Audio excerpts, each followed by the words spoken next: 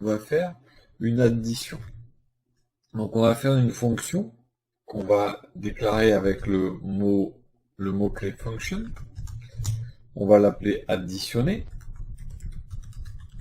Et cette fonction additionner va prendre deux nombres, donc $nb1 et $nb2, qui seront donc les deux nombres qui vont nous permettre de faire l'addition. Et donc, ce qu'on va faire, déjà, dans un premier temps, c'est qu'on va faire un écho de $nb1 plus $nb2. Donc là, juste pour le mettre en place, voilà la fonction additionner. Et donc, n'importe où dans votre page, vous allez avoir la possibilité d'appeler cette fonction dès lors que vous allez en avoir besoin. Donc, je vais pouvoir faire un petit bout de HTML et par exemple faire une balise P. Je vais mettre un /P derrière, et puis on va afficher, donc je vais faire en PHP un écho de additionner de 12,52 et je ferme PHP. Qu'est-ce qui s'est passé ici? J'ai déclaré sous un nom le nom additionné. J'ai déclaré la ligne, donc écho nb1 plus nb2. Et donc, ce qu'il fait, c'est qu'il récupère sous le nom nb1 le premier paramètre qu'on passe ici quand on appelle la fonction, et le deuxième paramètre dans nb2, donc 52, et il affiche le résultat. Donc je vais pouvoir l'utiliser bien sûr plusieurs fois. Hop là, c'est ça. Hop.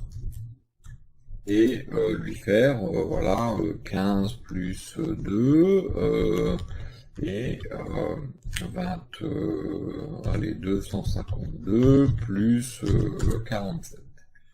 Et donc ce qui veut dire que je vais pouvoir de cette façon afficher les résultats à différents endroits. Donc, de base, une fonction va me permettre de rassembler une ou plusieurs lignes de code à l'intérieur donc d'une fonction, donc d'un nom particulier. Donc là, en l'occurrence, c'est la fonction additionner. Là, cette fonction va additionner, donc on pourrait très bien faire une autre fonction que je vais ajouter en dessous, une fonction qui va s'appeler saluer, et donc qui va prendre une salutation, qui va prendre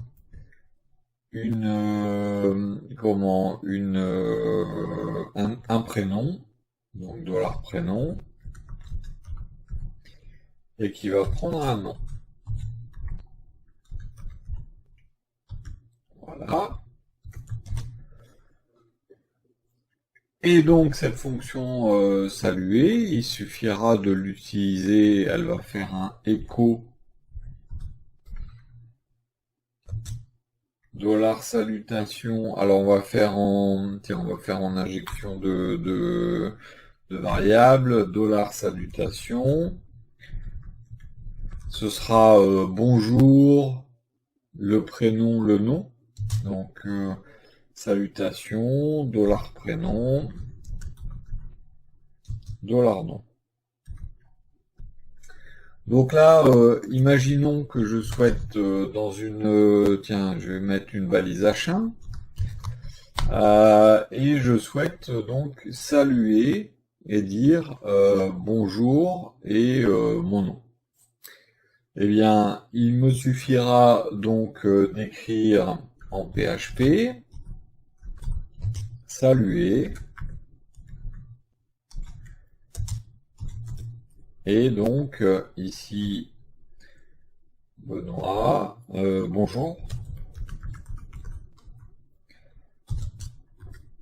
Ensuite Benoît,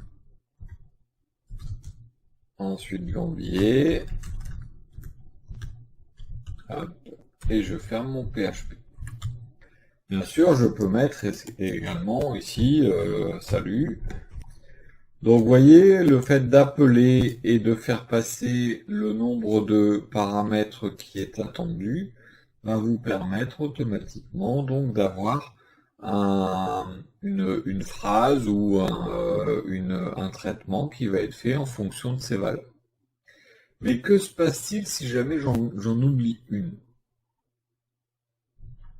Donc là, il me dit non, non, déjà, en plus, ça me le dit directement, mais il me dit non, non, il en manque un. Donc on pourrait éventuellement se dire, bah tiens, ça serait bien que la salutation, on puisse l'oublier. Et donc là, on a un petit souci, entre guillemets, pour ce faire, c'est-à-dire que je vais pouvoir lui dire, par exemple, la salutation, si jamais je l'oublie, c'est bonjour. Donc là, je peux mettre, dans les paramètres de ma fonction, je peux mettre égal quelque chose, égal bonjour, par exemple. Et donc, ça veut dire que si jamais je l'oublie, eh bien, dans ce cas, il va me mettre bonjour à la place. Sauf que le fait d'avoir mis ça, ça ne me corrige pas le problème, parce qu'il faut quand même 3 paramètres. Donc pour lui, il me dit le salutation égale bonjour, c'est bien, mais tu me l'as pas mis. Donc il y a une solution qui a été donnée en PHP 7, qui est de mettre salutation à la fin, en fait. C'est bien, mais ça vous force à avoir systématiquement les options obligatoires au début et les options facultatives à la fin. Moi, j'aimerais bien quand même avoir ma salutation au début. Eh bien, depuis PHP 8, c'est tout à fait possible. C'est-à-dire que je peux oublier la salutation, si je le souhaite, et dans ce cas, je vais pouvoir faire ce qu'on appelle un paramètre nommé. C'est une nouveauté de PHP 8. Ça va être relativement simple à mettre en œuvre, c'est-à-dire que là, je vais lui dire le premier paramètre là correspondant à Benoît, c'est prénom. Prénom de point. Benoît. Et le deuxième, c'est le nom. Nom de point. Et Gambi. Et là, je n'ai plus d'erreur. Je suis censé mettre les paramètres optionnels plutôt à la fin, mais ça n'empêche pas que ça fonctionne. Donc les paramètres optionnels étant à la fin. Donc ça, c'est une chose assez intéressante. Et par contre, le mieux, c'est d'avoir un certain nombre de paramètres qui soient figés, enfin obligatoires au début, les paramètres optionnels à la fin. Mais ce que ça permet également de faire, c'est par exemple si on veut ajouter plusieurs paramètres optionnels. Et par exemple, si je veux mettre civilité, $civilité,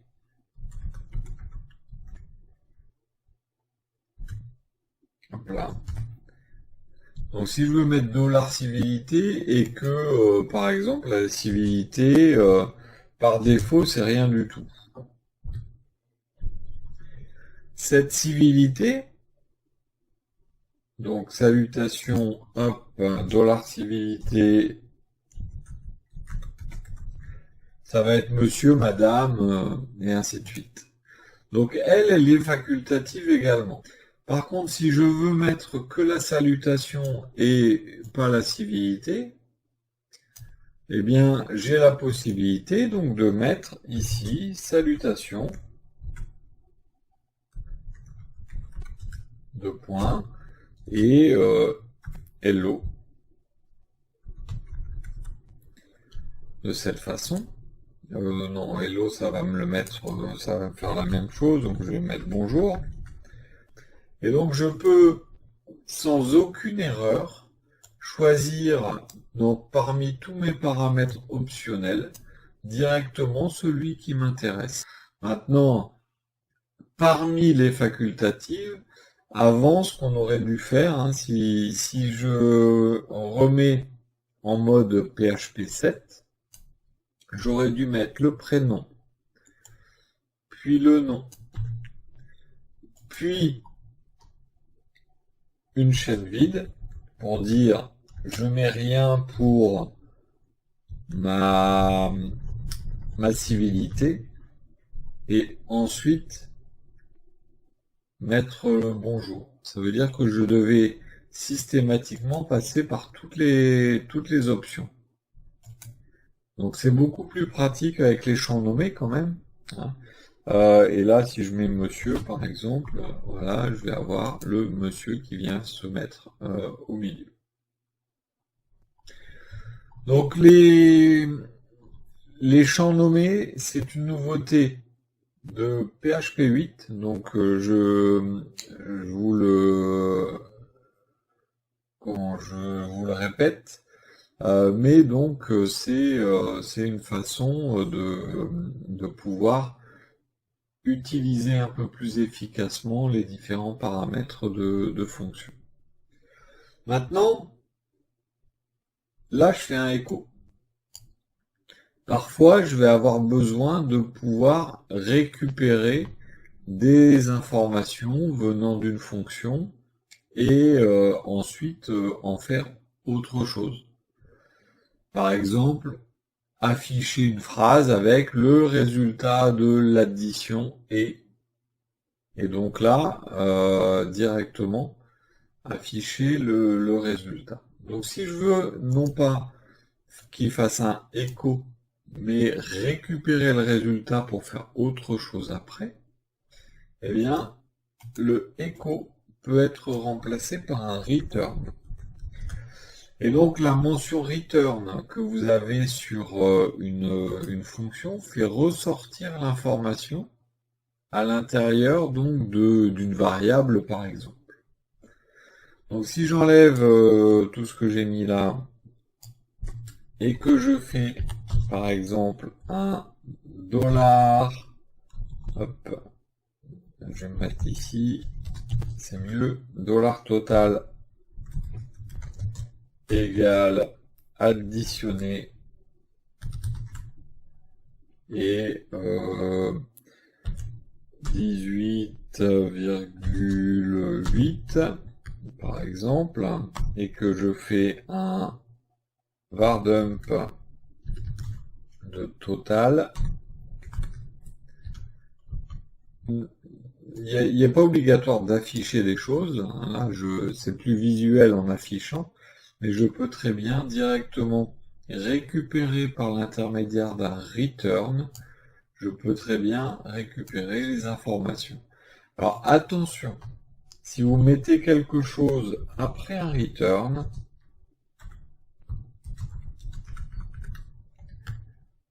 sur une fonction, n'importe laquelle, il se passe rien. C'est-à-dire que le return sort de la fonction. Tout ce qui est après n'est jamais exécuté.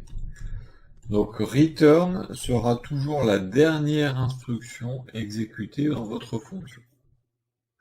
Ceci étant dit, quand vous utilisez des fonctions PHP, donc par exemple le vardump, vous avez une documentation qui est faite, avec des paramètres, avec des informations, et ainsi de suite. Eh bien, cette documentation, vous avez la possibilité également de la faire par l'intermédiaire de ce qu'on appelle PHPDoc. Alors, si vous n'avez pas d'extension vous permettant de le faire, il y en a une qui s'appelle PHPDoc Blocker ou PHP IntelliFunc le fait également. Et donc pour documenter vos fonctions, il vous suffit de taper /étoile puis entrée. Et vous avez automatiquement donc les différentes informations de documentation qui apparaissent. Donc là, c'est par exemple permet de calculer la somme de deux valeurs. Ensuite, le mixte, ça nous permet de définir quel est le type d'information qu'on attend. Donc par exemple, vous pouvez dire que vous voulez un integer, par exemple, hein. Et donc ce qui veut dire que lorsque vous allez pointer sur votre fonction, vous voyez, qui vous dit que c'est un integer. Alors, vous avez int, vous avez float, éventuellement. Donc, vous voyez, ça vous documente en fait, hein. Et donc là, c'est le premier nombre. Voilà, vous pouvez dire que le nombre 2, c'est un float aussi. Et que c'est le deuxième nombre.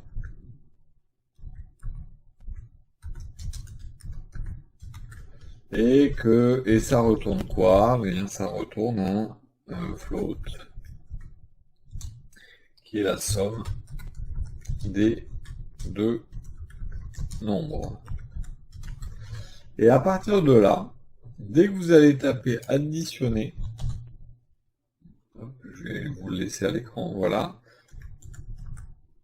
additionner, vous voyez, l'addition, la fonction est documentée, c'est-à-dire que si je regarde, permet de calculer la somme de deux valeurs. Vous avez les différentes informations de la fonction. Vous avez les paramètres d'entrée. Donc tout est documenté. Et vous savez, quand vous êtes dans les parenthèses, que là, il attend un premier nombre. Et quand vous tapez virgule, il dit qu'il attend le deuxième nombre.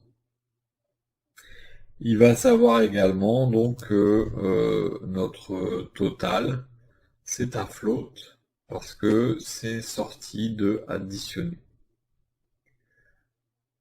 Donc par exemple, saluer, si je fais la même chose, je fais /étoile, voilà, et j'ai exactement le même principe pour remplir ma documentation.